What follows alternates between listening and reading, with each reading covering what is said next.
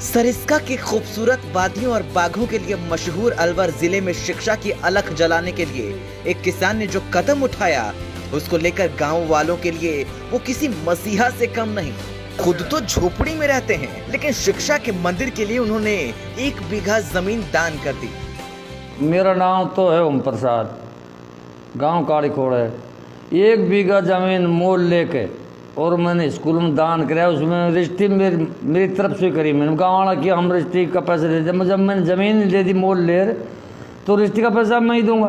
तो रजिस्ट्री का पैसा मैं लगाया और 1 बीघा ज़मीन दान कर दी। और या स्कूल बने या मैं दिन रात मदद करी। मैंने 24 घंटा में ड्यूटी भी दी, सामान सब पड़ा हुआ था। मतलब जो भी हुई नहीं, जो सरेटी मतलब मदद करी इसके लिए मैंने। और स्कूल तैयार हो गई और स्कूल हमारी बहुत बढ़िया स्कूल हो गई। जो रेल सीट डिब्बा लगते हैं यहाँ हमारे वोट पास ऐसी ना, मैं यह बात बहुत जोर ज़्यादा खुश हूँ। और मेरा मन भी अब यह 3 ही कमरा था हमारे। जब ज़मीन फटवा के लिए बच्चा 3.5 से आज भी 3.5 से बच्चा से यहाँ बैठवा को जगह ही ना 350 बच्चा। जब मैंने मोल लेके ज़मीन को और अपना पेट बांध के ज़मीन दी, जब वहाँ भवन बनवाया, अब वह पूरी बन गई स्कूल।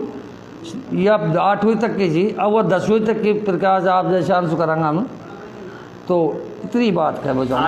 इनका नाम है ओम प्रकाश गुज्जर। ओम प्रकाश अलवर के काली खोल गांव में रहते हैं। गांव की आबादी करीब 1400 है। यहाँ के ज्यादातर लोग मजदूरी और खेती और पशुपालन ही करते हैं।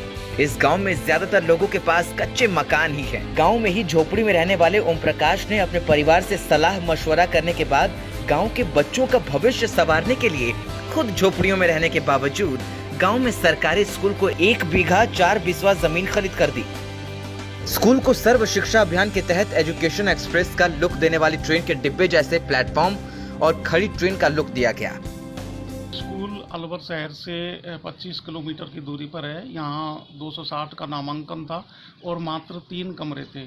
बच्चों को खुले में बैठने को मजबूर होना पड़ रहा था। जानवरों के गोबर के बीच में बच्चे बैठते थे।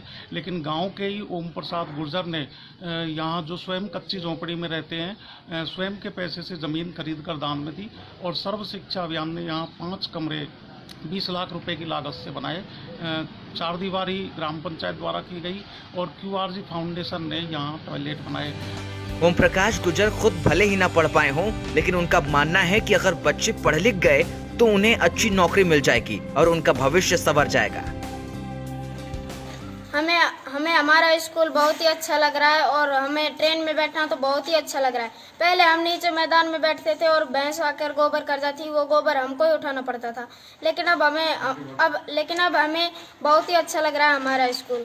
और पहले वहाँ पर एक पगडंडी थी और वहाँ पर कम सिकड़ा रास्ता था।